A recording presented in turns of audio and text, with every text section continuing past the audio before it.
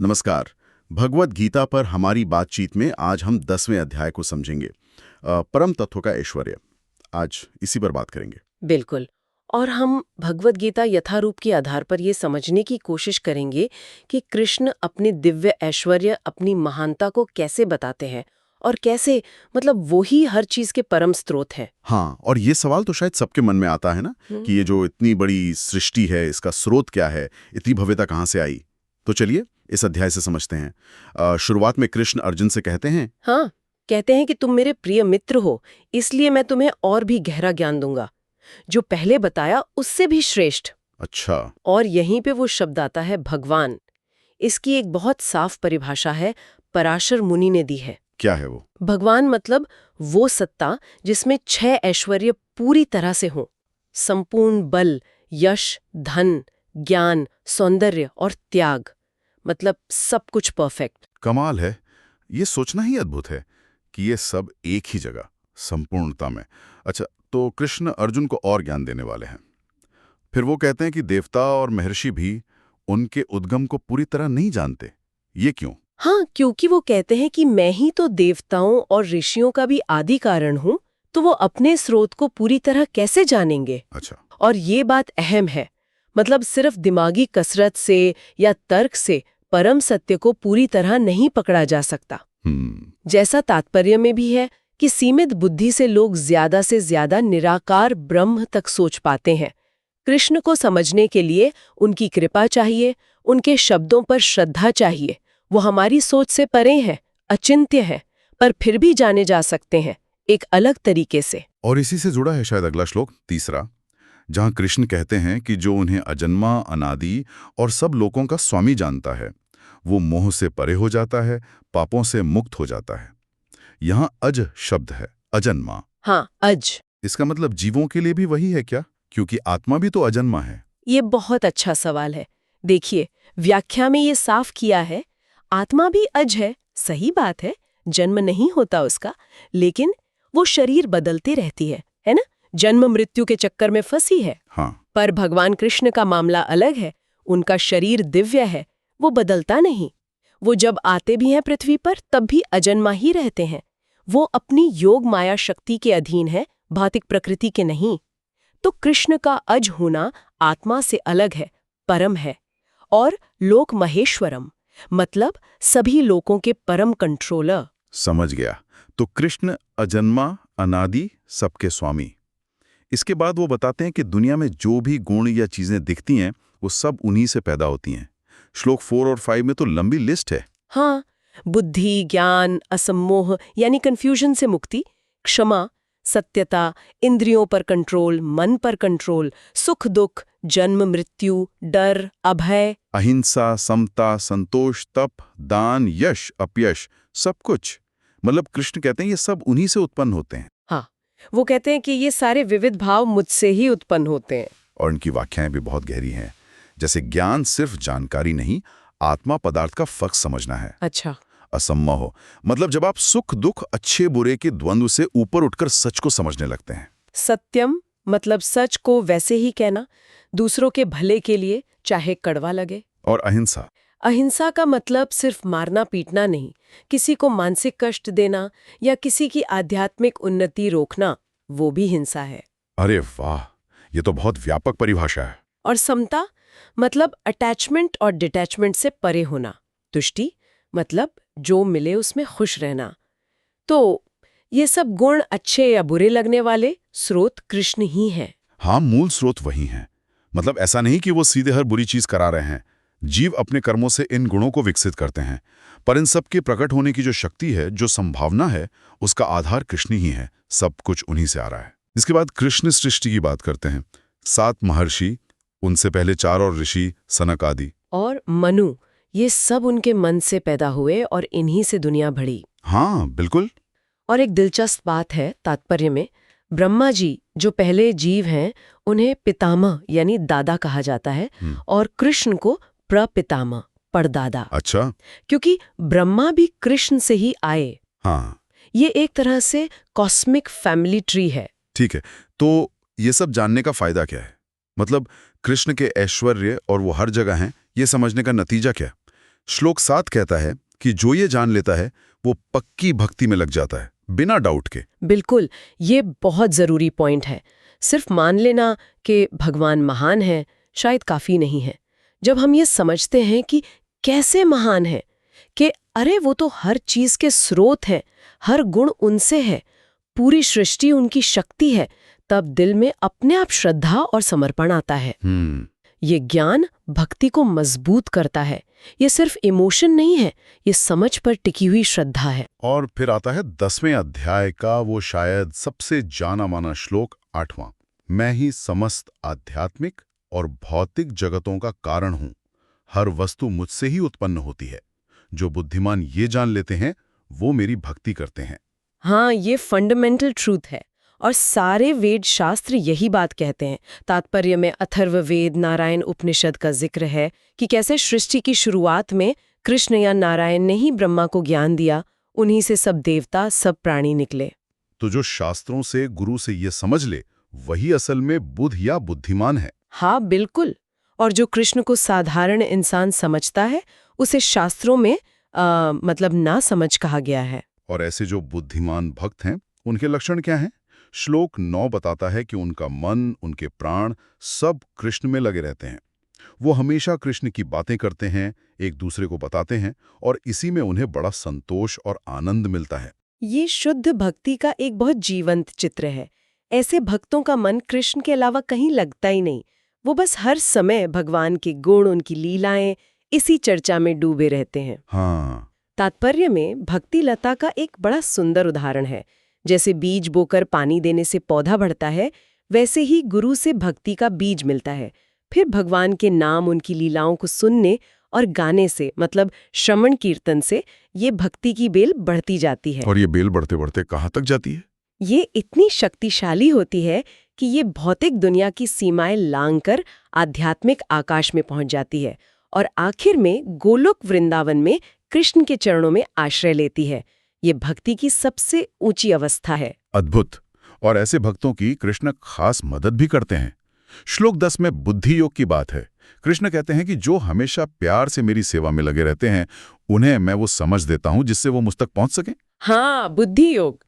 तो ये बुद्धि योग कर्म योग या ज्ञान योग से अलग कैसे है? हाँ, ये अंतर समझाया गया है। देखिए, कर्म योग में इंसान कर्मों के फल से जुड़ा है। ज्ञान योग में वो दिमागी तौर पर सच जानने की कोशिश करता है। ठीक है। लेकिन भक्ति योग, जिसे यहाँ बुद्धि योग भी कहा, उसमें भक्त को अपना लक्ष्य पता है कृष्ण, और वो पूरी तरह प्रेम से सेवा में लगा है। तो कृष्ण ऐसे भक्त को अंदर से गाइड करते हैं, वो समझ देते हैं ताकि वो आसानी से उन तक पहुंच जाए, चाहे वो बहुत पढ़ा लिखा न भी हो। ये योग की सबसे ऊंची सीढ़ी है। और श्लोक 11 में तो कृष्ण एक और आश्वासन देते हैं कि वो उन पर खास कृपा करने के लिए उनके दिल में रहते हुए ज्ञान के दीपक से अज्ञान का अंधेरा मिटा देते हैं। ये तो बहुत बड़ी बात हुई। हाँ, बिल्कुल। ये कृष्ण की करुणा दिखाता है कि सच्ची भक्ति के लिए बाहरी क्वालिफिकेशन से ज्यादा दिल की सच्चाई और लगन जरूरी है। जब कोई पूरी श्रद्धा से सेवा करता है तो भगवान खुद ही अंदर ज्ञान का प्रकाश जला देते हैं और वो प्रकाश जन्मों के अज्ञान को मिटा देता है। कृष्ण की ये सब बातें सुनकर तो अर्जुन एकदम मान जाते हैं। श्लोक 12 और 13 में वो कहते हैं, आप ही परम भगवान हैं, परम धाम, सबसे पवित्र, परम सत्य, आप शाश्वत, दिव्य, आदि पुरुष, अजन्मा, सबसे महान हैं। हाँ। और वो ये भी कहते हैं कि नारद, असित, देवल, व्यास जैसे सारे बड़े ऋषि भी यही कहते हैं, और अब आप खुद भी यही कह रहे हैं। अर्जुन का ये मानना बहुत महत्वपूर्ण है। ये सिर्फ दोस्ती के नाते नहीं है, ये वैदिक सत्य और जो गुरु शिष्य परंपरा से ज्ञान मिलता है उसके बिल्कुल अनुरूप है। उपनिषद भी यही कहते हैं कि परब्रह्म ही सबका आधार है, कृष्ण वही बता रहे हैं। तो अर्जुन की बातें इस ज्ञान को कंफर्म करती हैं और ये भी पक्का करती हैं कि कृष्ण साधारण आत्मा नहीं है, वो परम पुरुष है। अर्जुन फिर पूरी तरह कन्विंस होकर कहते हैं श्लोक 14 में कि हे कृष्ण, आपने जो भी कहा मैं उसे अक्षरशः सच मानता हूं। हे भगवान, न देवता न दानव कोई भी आपकी असलियत नहीं समझ सकता। हाँ, इससे ये पता चलता है कि बिना श्रद्धा के या जिनका स्वभाव आसुरी है वो कृष्ण को नहीं समझ सकते। जब देवता भी पूरी तरह नहीं जान पाते तो साधारण इंसानों की या सिर्फ किताबी ज्ञान वालों की क्या बिसात। गीता समझने का सही तरीका अर्जुन जैसा है, परंपरा से मिले ज्ञान पर विश्वास। फिर अर्जुन कृष्ण को कई नामों से पुकारते हैं।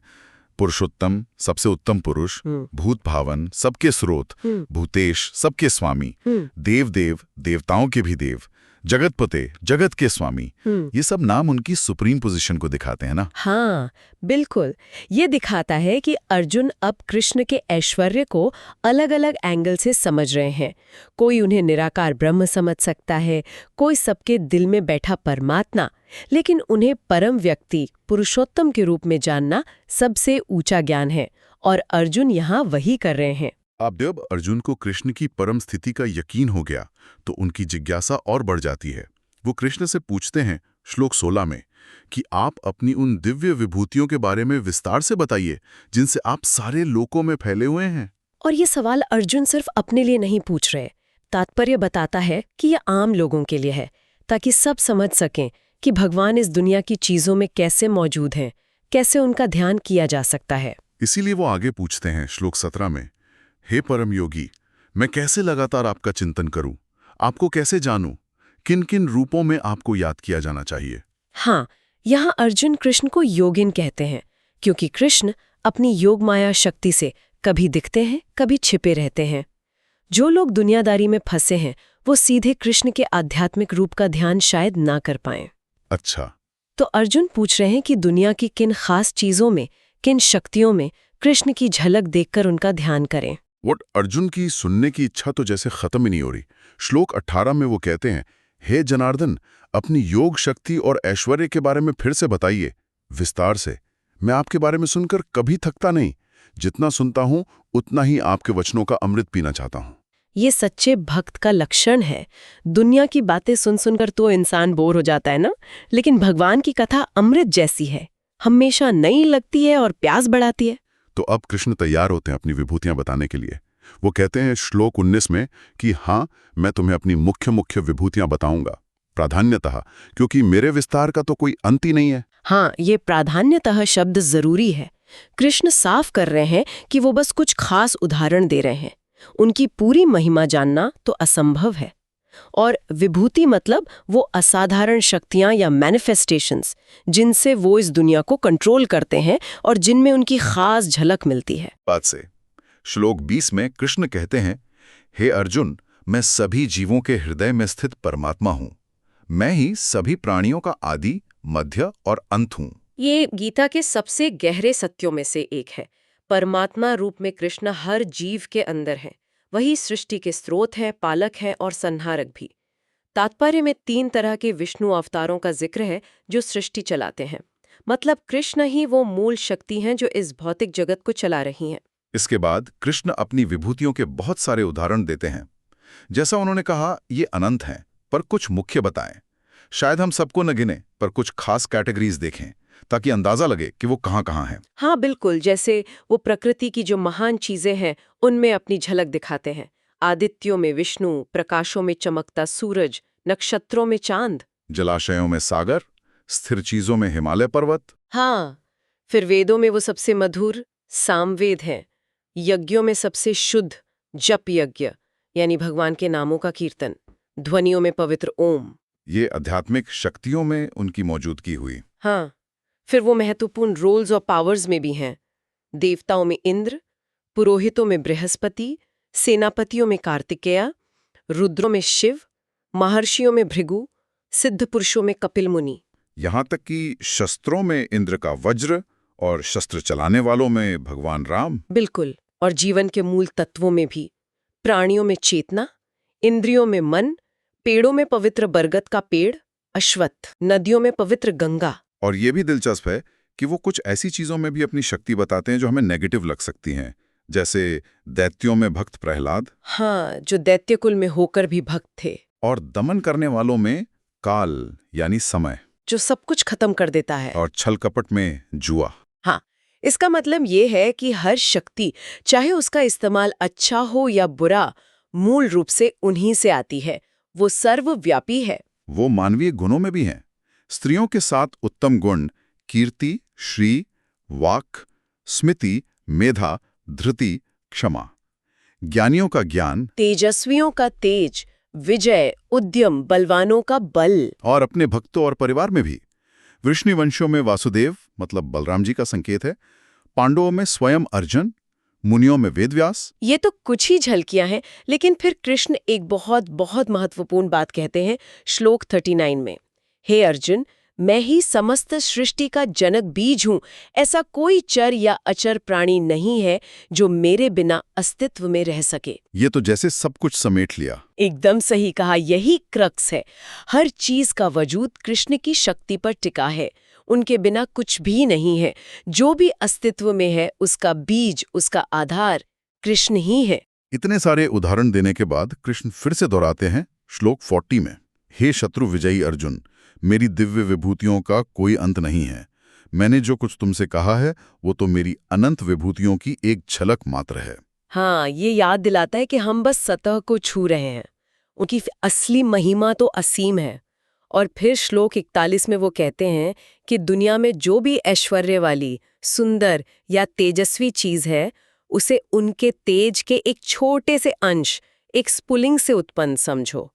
ये सिर्फ इस दुनिया पर नहीं, आध्यात्मिक जगत पर भी लागू होता है। वाह, मतलब दुनिया की सबसे शानदार चीजें भी उनके अनंत तेज की एक मामूली सी चिंगारी हैं। और आखिर में श्लोक 42 का वो पावरफुल निष्कर्ष, परंतु हे अर्जुन, इस सारे विस्तृत ज्ञान की क्या आवश्यकता है? मैं अपने एक अंश मात्र से इस संपूर्ण ब्रह्मांड में व्याप्त होकर इसे धारण करता हूं। ये स्टेटमेंट सब कुछ सम अप कर देता है। जरूरी ये समझना है कि परमात्मा के रूप में कृष्ण हर जगह है और सिर्फ अपने एक छोटे से अंश से ही वो इस पूरे ब्रह्मांड को संभाले हुए हैं। तात्पर्य में पद्म पुराण का जिक्र करके ये भी चेताया है कि किसी भी देवता को कृष्ण के बराबर समझना ठीक नहीं। परम पूजनीय कृष्ण ही है। तो संक्षेप में भगवद गीता का 10वां अध्याय हमें दिखाता है कि श्री कृष्ण ही हर चीज के परम स्रोत हैं। उनकी ऊर्जा, उनका ऐश्वर्य, उनकी शक्ति हर उस चीज में है जिसे हम अनुभव करते हैं। प्रकृति की सुंदरता हो, हमारे अंदर के गुण हो, या ये पूरा ब्रह्मांड, सब कुछ उन्हीं की एक झलक है। बिल्कुल।